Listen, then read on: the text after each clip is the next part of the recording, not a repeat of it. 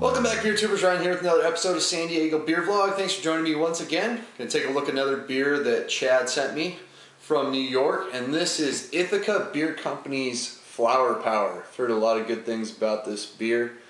It's a 7.5% India Pale Ale. I was just checking out the website because I didn't see the ABV on the bottle. It says they brew it with Simcoe, Antannum, Centennial, and Cascade hops are used in the boil, and then they dry hop with Simcoe, Amarillo, and Chinook. And they actually had their malts on there too, which are I assume American Two-Row and honey malt. So that should keep the color nice and light, which it is, just a nice golden color. Real hazy beer. Got almost about a finger of slightly kind of yellowish tinged white head. Not a whole lot of carbonation coming up. Let's get the nose on it. Yeah, it smells nice and fresh. On the bottle they have a tick mark for the months for Best Buy, and it's sort of in between April and May. So it definitely smells like a fresh beer.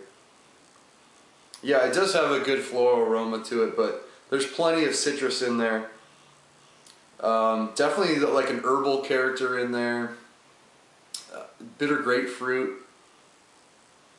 Some sweeter orange notes. Antannum kind of like a mix between Amarillo and Cascade, and then Cascade and Centennial giving that bitter grapefruit. Maybe a little bit of a peach note in there as well. And then there's a good earthiness. Not really smelling any malt. Let's dig in. Cheers. That's really nice. First thing I notice, medium light body, pretty clean, not completely clean, but really crisp type of beer, really refreshing, just really drinkable stuff, 7.5%.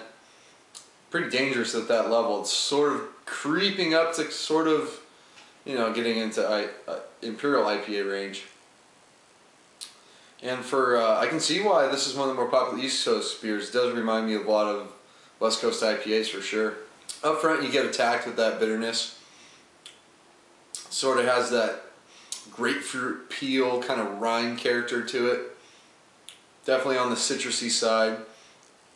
After that you get some of the sweeter malt notes, definitely the orange notes. I'd say the aroma is definitely more floral than the actual taste, because you do get a lot of like earthy, almost piney notes in there. There's a little bit of like an herbal kind of grassiness too, but mainly I think it's more of a citrus forward type of hop profile on there. Real biscuity malt character kind of comes midway through to kind of help balance it out. You're definitely tasting that honey malt in there to bring the sweetness, but it's still hop forward.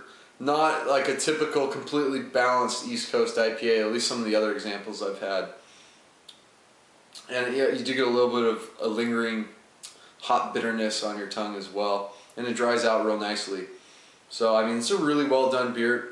Definitely drinking this one on the cooler side. It's only been out of the refrigerator maybe 15 minutes or so. As it's warming, I think more of that malt character is going to kind of come forward to help, balance it out a bit more. But I do like the fact that where it stands in terms of its balance, especially for it being an IPA, which I want to be hop forward. So this is a really solid beer. I'm enjoying it. I'm going to go with a B+. It doesn't quite, wow me or anything, but it's a really, really solid IPA from Ithaca Brewing Company. So it's going to wrap it up. Thanks, Chad, for the beer. Until next time, please comment and subscribe. Cheers.